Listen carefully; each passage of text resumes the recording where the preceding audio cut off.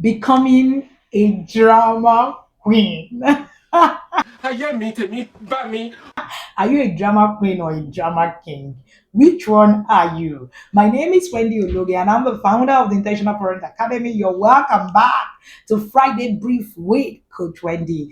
And today, I'm going to be sharing with you so that you will know where you are. Are you a drama king or a drama queen? Just because you're a parent, right? Parents most times do not even understand when they turn from numb to drama, Jésù Jesus is Lord.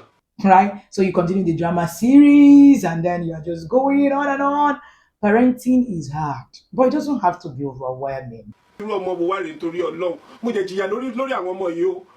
When you become turn it into drama, then of course it becomes overwhelming. Becoming a drama queen or king as a parent is not just about being overly emotional in every instance, right?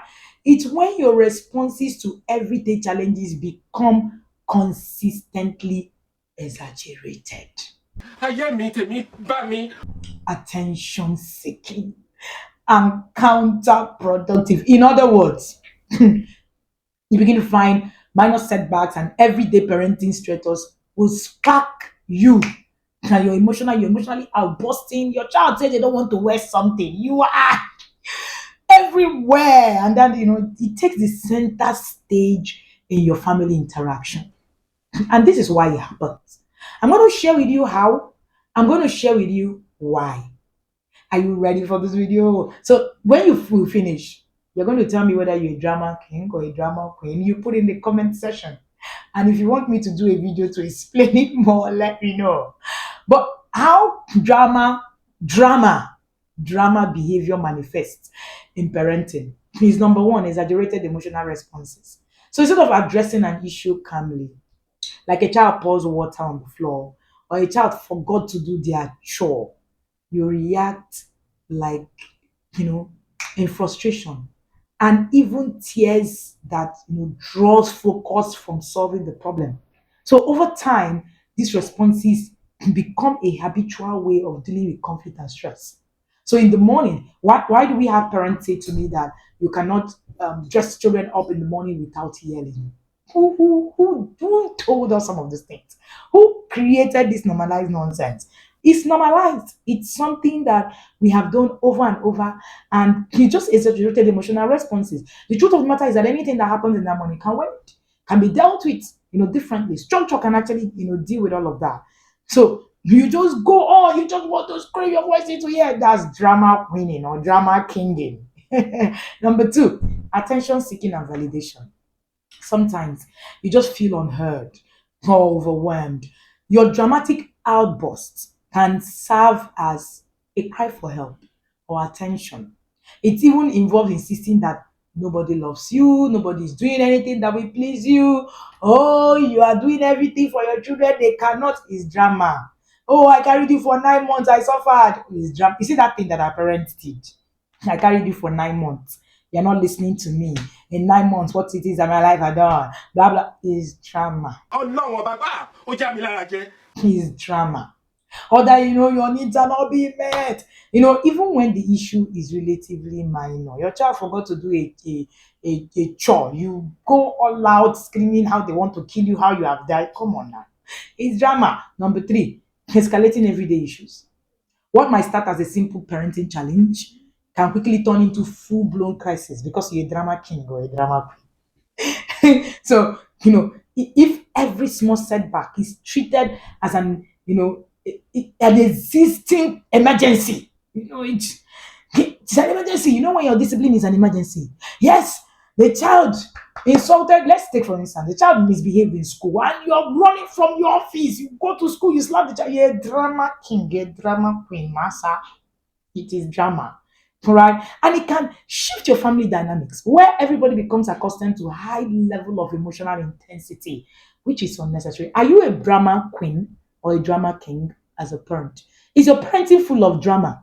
In my book, Discipline is Not an Emergency, I shared that you should not create drama that will cause trauma to your children. Most of those things that we create is drama that is causing trauma. And when a drama queen or a drama king as a parent is not, in that space, something is off. Why does this behavior even develop in the first place? Number one reason is unresolved personal or childhood issues, childhood trauma. Many of us unconsciously replicate the behavior they observed growing up. So if you are raised in an environment where it's, always emotionally charged, or emotions were expressed in big dramatic way, or suppressed until they explode, you might actually have internalized, that as your only way to communicate your needs. Research suggests that early emotional neglect or overly dramatic modeling can lead to attention seeking behavior later on in life. That psych central. And most times you actually find out that that's how you are, that's what happens to you. You are constantly in the drama phase. That's what you saw. Your parents did drama. They want to wake you up with a pour water. Everything is drama. Are you getting it? they want to wake you up in the morning. They are shouting everywhere. And that's what you're doing. In the morning, that's the worst time in your home. Everywhere is chaotic. I was teaching the parents in the inner circle, and I said to them, our children are in secondary school now, they are in SS1. And it's interesting, that's what you call, is it year 10 in the world system. And it's interesting that throughout they were in primary school, they're in boarding now, right? But throughout they were in boarding to primary school, there was no day in the morning that was chaotic in our home. In fact, mornings were the best times in our home because that's the time we get to dance. That's the time we get to actually, there's a lot of emotional stability in the morning. All right. So most times it is what you saw in yourself growing up. Some of us saw some of these things. I had a father who could do a lot of drama. My mom wasn't a drama queen. My father was a drama king. But you know what? Learning gets you to a point where you are actually able to do quite a lot for yourself. Be able to, move from that place. Begin to learn. All of it is all lack of being able to actually manage your emotions. Number two, stress and overwhelm. Parenting itself is a highly emotionally exposed journey. High pressure, constantly evolving challenge. When you combine it with other life stressors like work, finances, personal issues, the cumulative pressure can push you towards dramatic reactions as a way to release the tension or make sense out of the overwhelming emotions. So yes, that's another thing. So if you're a parent who have not been able to actually walk through the journey, part of what we do in the inner circle of the Intentional Parents Academy, where we lead thousands of parents, currently have almost 10,000 parents in that journey. One of the things that we've been able to do is to help parents to understand how not to get into this overwhelm. Parenting is hard. It doesn't have to be overwhelmed. I get you. The parenting is not, it's not a walk in the park. But if you do not work on your emotions, it becomes overwhelming. So you're going to, because it's a high pressure place, if you're not able to manage yourself, you're constantly going to be in that place where you are overly emotionally charged. Another reason is lack of healthy emotional coping mechanisms. Without tools that, self-reflection, stress management techniques, ability to actually understand yourself, emotional intelligence, you will easily slip into patterns of emotional deregulation. That's what we call it. And in this moment, dramatic behavior may feel like your only outlet. So even though it might ultimately, hinder effective problem solving and relationship building, you still don't mind because that's the only thing you know.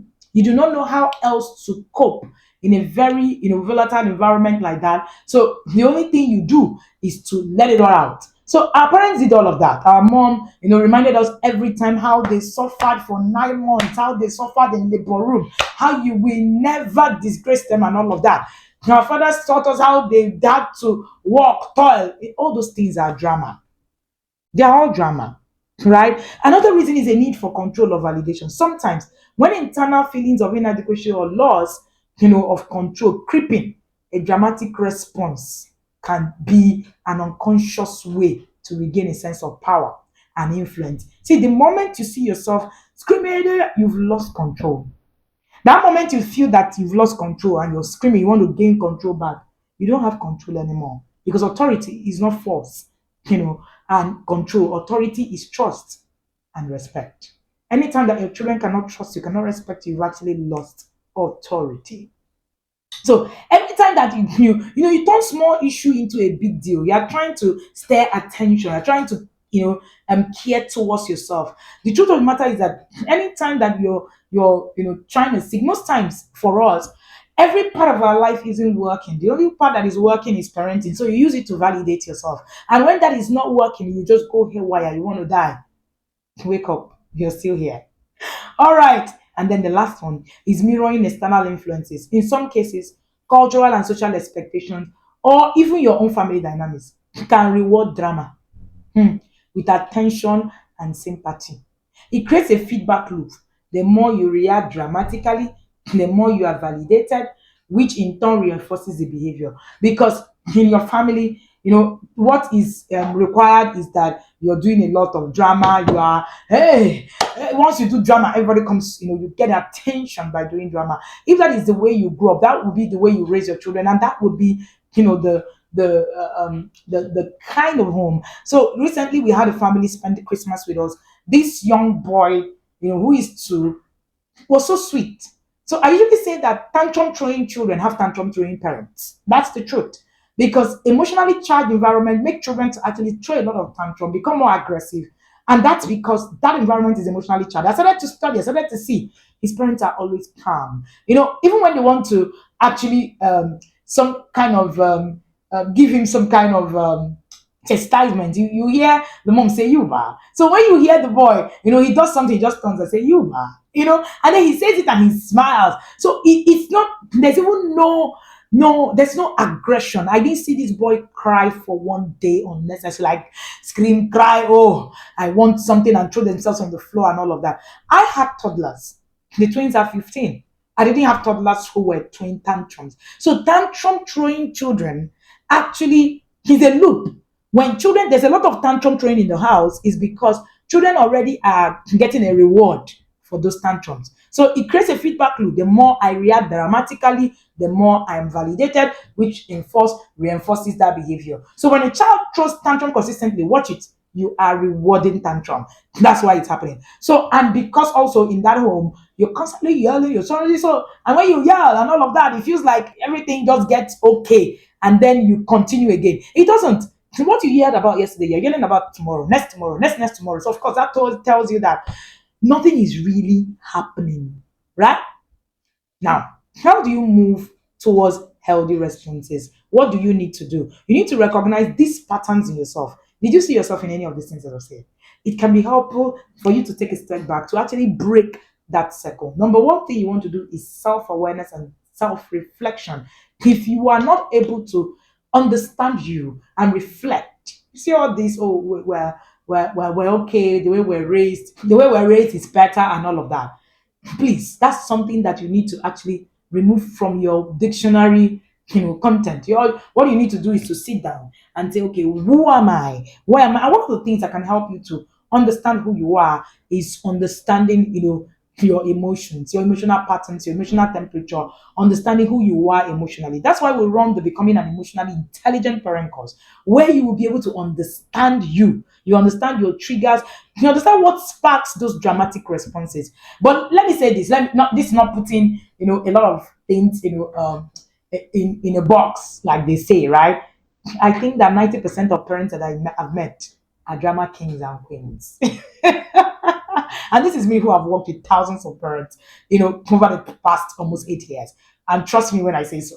The truth of the matter is that a lot of us were raised with a lot of drama, and we too were very dramatic. So you need to actually deal with that drama. One of the things you want to do, having your feelings put together and all of that. At the Becoming an Emotionally Intelligent Parent course, you are going to learn how to understand your patterns and how to move away from that drama to becoming the parent that you should become. That's one of the things that we're learning at the Becoming an Emotionally Intelligent Parent course. And at that course, you will be so, so glad to see, the things that have happened to you over the years and how you can actually begin to become a better person. So please do not miss that course. We have over 2,500 registered participants as at today. You don't want to miss being there. We started the 5-day understand emotional temperature challenge in that course. You can also have access to it even if you register now. The good news is there's a discount. You pay 20,500 instead of 30,500 to be able to join now, and you get 6 different guides free, and you get a challenge free. Everything you're getting is worth 50,000 naira. So you're just paying 20,500. Imagine that, the difference. Yes, and you get a lot of value. That's one thing I am sure of. Number two, develop emotional regulation strategies. Most times, we don't raise children who are emotionally intelligent because we're not emotionally intelligent ourselves. Lastly, ensure that you are in a parenting academy. Nobody parents today without being in a community of like minds. You know that thing that it takes a village? Yes, it is true. However, it's no longer a physical village. There are now villages in pocket. The truth of the matter is that if you're going to survive in today's world, raising anyone, then you need a community. It's in the community that you actually do like. Apart from community, you need accountability. It's not just about what you know. It is that are you going to be able to do what it is that you know? So you need accountability to actually be able to carry that out. And then, lastly, you need wisdom, not knowledge, because there's knowledge everywhere. Wisdom is the application of knowledge. In the inner circle program of the Intentional Parent Academy, this is something we offer, and even much more. We offer you a remake, how do they say it, right, of your life. Truly. And I'm sure that if you've been here, this will be very, very interesting and instructive to you. Thank you again for joining me today. Do not forget that you can start your journey now. No matter where it is that you are on your parenting, no matter the errors that have been made, your journey can start now. My name is Wendy Uloge, and I'm called Africa's #1 parent coach. Scratch that. I am your #1 parent coach ever. See you next Friday.